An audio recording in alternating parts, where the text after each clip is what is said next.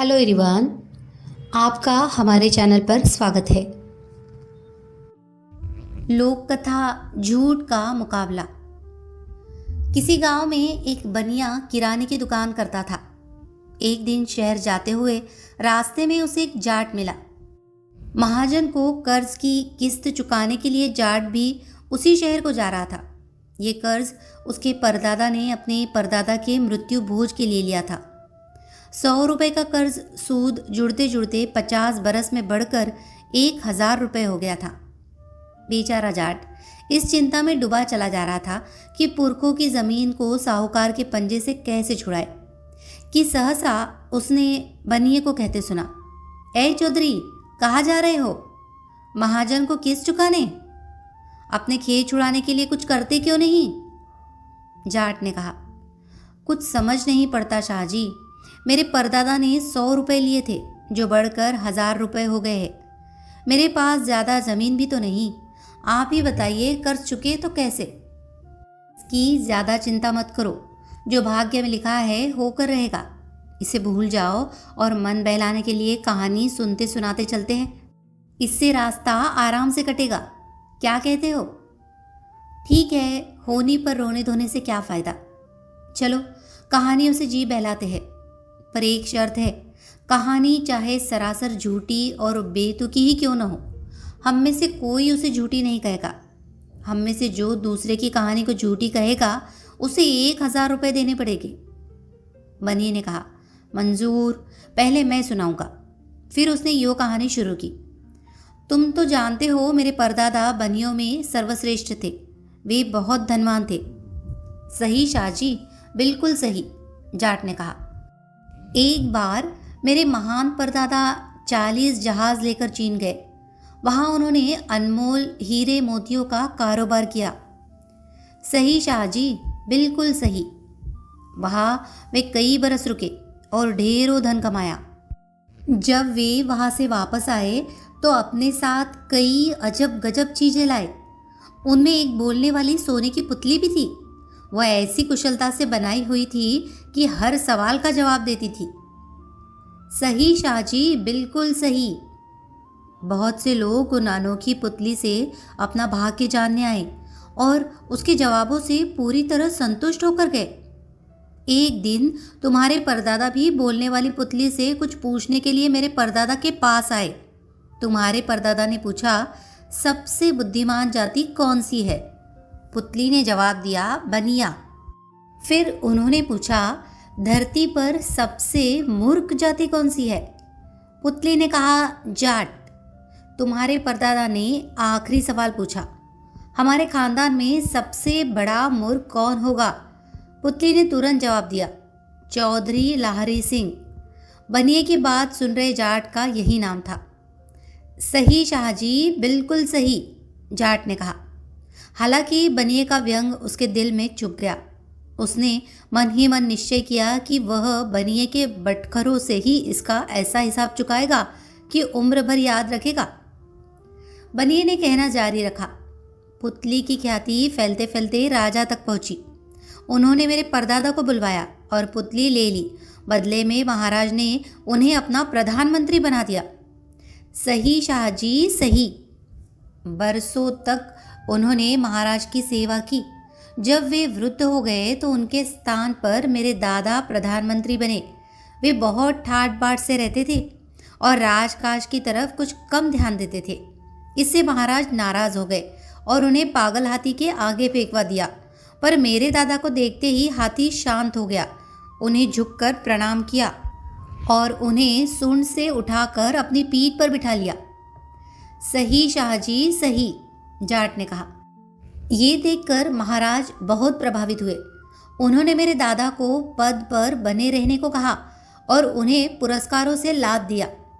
मेरे दादा के देहांत के बाद मेरे पिता प्रधानमंत्री बने, पर उन्हें यह काम पसंद नहीं था, सो इस्तीफा देकर वे दिसावर चले गए। इस यात्रा में उन्होंने कई अजूबे देखे, जैसे पेड़ से उल्टा लटकने वाला एक पैर का आदमी, एक आंख का दैत्य, हरे बंदर वगैरह वगैरह।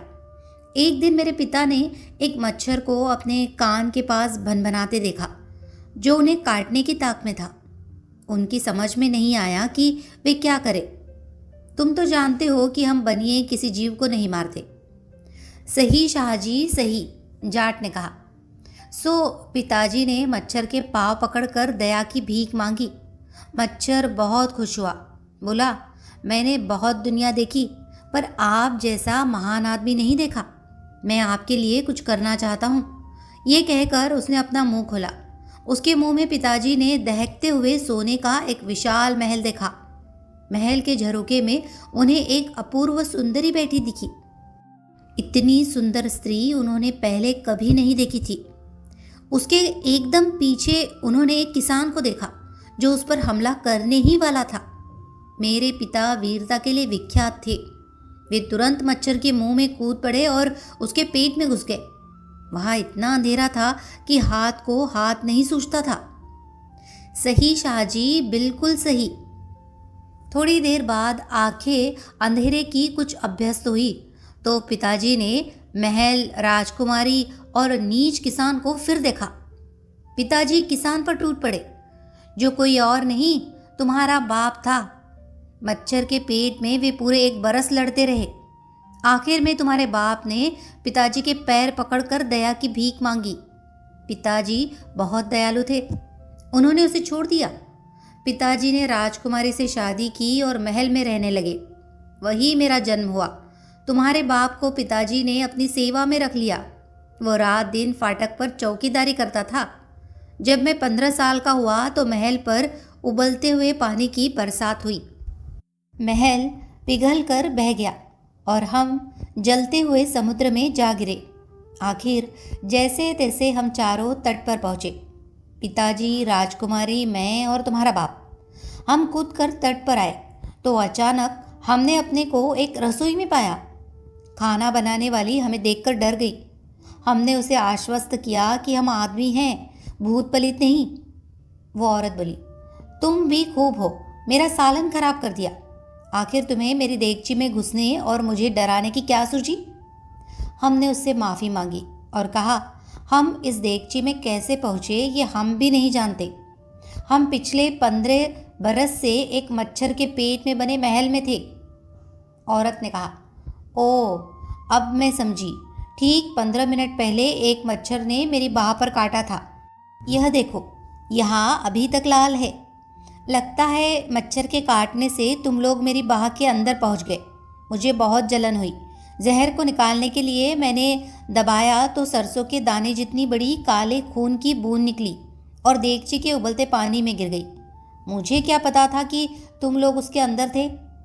तब मुझे मालूम हुआ कि मैं सिर्फ 15 मिनट पहले पैदा हुआ था, हालांकि मैं 15 बरस के लड़के जैसा लगता था। हम ये जानकर हैरान रह गए कि मच्छर के पेट में हम सिर्फ 15 मिनट रहे थे।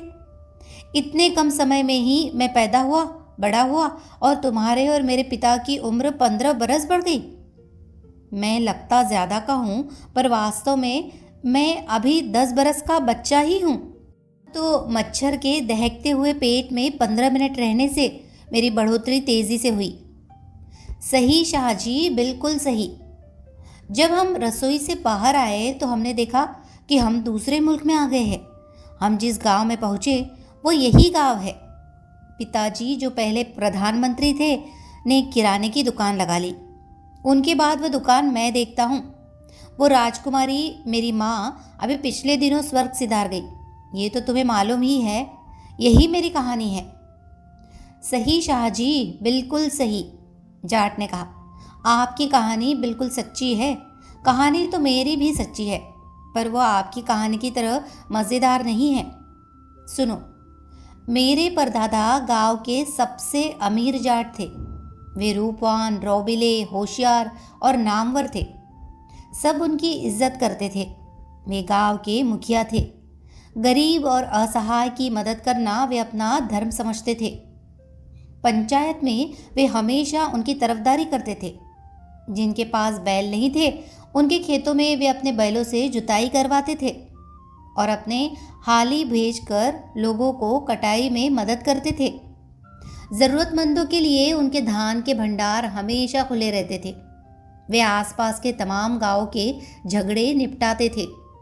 राजा और हाकिम के फैसले से भी लोग उनके फैसले का ज़्यादा मान रखते थे। वे भीम से ज़्यादा ताकतवर थे। बदमाश और लुच्चे लफंगे उनसे थर थर काँपते थे। सही चौधरी सही, बनिए ने कहा। एक बार हमारे गांव में भयंकर अकाल पड़ा। एक बूंद भी पानी नहीं बरसा। नदियाँ और कुएं सूख गए। पेड़ हरियाली के नाम पर घास का तिनका तक नहीं बचा। मवेशी, चिड़िया और जानवर मरने लगे। मेरे परदादा ने देखा कि उनके धान के भंडार छिजते जा रहे हैं। अगर जल्दी ही कुछ नहीं किया तो लोग भूखों मर जाएंगे। सो उन्होंने जाटों की पंचायत बुलाई और कहा, भाइयों, निश्चित ही चंद्र भगवान हमसे नाराज है। अगर हमने जल्दी ही कोई उपाय नहीं किया तो हम में से कोई नहीं बचेगा। तुम अपने खेत 6 महीनों के लिए मुझे दे दो। मैं ऐसा इंतज़ाम करूँगा कि हर खेत में फसल लहलहाएगी। जाट मान गए। तब मेरे परदादा ने अपनी कमर कसी और हजारों बीघा के गांव को एक ही झटके में उठाकर अपने सर पर रख लिया। सही चौधरी सही, कहते हुए बनिया मन ही मन इस बेतुकी बात पर हंसा। फिर मेरे परदादा पूरे गांव को सर पर उठाए हुए बरसात की खोज में चल पड़े। जहाँ भी बरसात होती वे वहाँ पहुँच जाते और बरसात के पानी को खेतों, कुओं और तालाबों में इकट्ठा कर लेते। जाटों से कहकर उन्होंने सारे खेतों को जुतवाया और बुवाई करवा दी। इस तरह बरसात का पानी इकट्ठा करते वे 6 महीने तक मुल्क मुल्क भटकते रहे, जबकि बाकी जाट जुताई बुवाई करते रहे। फसलें इतनी अच्छी हुई कि आज तक किसी ने देखी सुनी नहीं होगी। मक्का और गेहूं के बुटे आकाश को छूने लगे। सही चौधरी सही, बनिए ने कहा। पूरे गांव और गांव वालों को सर पर उठाए हुए संसार भर का चक्कर लगाने के बाद मेरे परदादा वापस अपने मुल्क लौटे और गांव को फिर वही रख दिया जहां पहले था। उस साल फसलें इतनी अच्छी हुई कि कुछ मत पूछो। मक्का और गेहूं का एक एक दाना आपके सर जितना बड़ा था। सही चौधरी, बिल्कुल सही। खलिहानों में अनाज निकाल लिया गया, पर इतना अनाज रखे कहाँ? दूर दिसावर से लोग हमारा अनाज खरीदने के लिए आए। मेरे परदादा ने बहुत मुनाफा कमाया। उन्होंने हजारों रुपए गरीबों में बांटे और हजारों भूखों को अनाज दिया। यहाँ तक आते आते जाट और बनिया शहर में पहुँच गए। जाट ने कहना जारी रखा, उन दिनों आपके परदादा की हालत बहुत पतली थी। मेरे परदादा ने दया करके उन्हें अनाज तौलने मापने के लिए नौकर रख लिया। सही चौधरी सही। आपके परदादा रात दिन अनाज तौलने मापने में लगे रहते थे। उनमें अक्ल नाम को भी नहीं थी। वे अक्सर गलती कर बैठते थे, इसीलिए उन्हें अक्सर मेरे परदादा के हाथों मार खानी पड़ती थी, बेचारे। सही चौधरी सही। इस समय तक वे उस महाजन की पेड़ी पर पहुंच गए जिससे जाट ने कर्ज ले रखा था। महाजन ने राम राम करके ग्राहकों का अभिवादन किया और बैठने को कहा, पर उस पर कोई ध्यान नहीं देते हुए जाट ने कहना जारी रखा, तो शाहजी, मेरे परदादा ने अपनी सारी फसल बेच दी तो तौलने मापने को कुछ नहीं रहा। सो आपके परदादा को नौकरी से हाथ धोना पड़ा। जाने से पहले उन्होंने मेरे परदादा से 100 रुपये उधार मांगे। उदारतावश मेरे परदादा ने आपके परदादा को कर्ज दे दिया। सही चौधरी सही, बनिए ने कहा। ठीक, जाट ने आवाज़ को तेज करते हुए कहा ताकि महाजन भी सुन ले। वे रुपए आपके परदादा ने लौटाए नहीं। सही चौधरी सही। न तो आपके दादा ने वह कर्ज चुकाया और न आपके पिता ने, और न आज तक आपने ही हिसाब चुकता किया। सही चौधरी सही। वे 100 रुपये ब्याज और चक्रवृद्धि ब्याज मिलाकर अब पूरे 1000 रुपये हो गए हैं जो आपको मुझे देने हैं। सही चौधरी सही, बनिए को मजबूरन कहना पड़ा।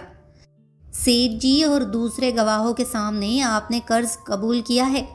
वे 1000 रुपये क्या आप सेठ जी को देने का कष्ट करेंगे ताकि मेरे गिरवी रखे खेत मुझे वापस मिल जाए? बनिए पर जैसे बिजली गिरी। इधर गिरे तो कुआं और उधर गिरे तो खाई। अगर वो ये कहता है कि वह मनगढ़ंत और झूठी कहानी थी तो शर्त के मुताबिक उसे 1000 रुपये देने होंगे, और अगर वो उससे सही मानता है तब भी उसे 1000 रुपये देने होंगे। सो न चाहते हुए भी उसे 1,000 रुपये का जुर्माना भरना पड़ा। इसका उसे इतना दुख हुआ कि जिंदगी भर पछतावे की फांस उसके कलेजे में कड़कती रही। कहानी अगर आपको पसंद आई हो तो प्लीज़ इसे लाइक करें, शेयर करें और कमेंट करें। और इसी तरह की और भी कहानियों को सुनने के लिए हमारे चैनल को सब्सक्राइब भी कर लीजिए। धन्यवाद।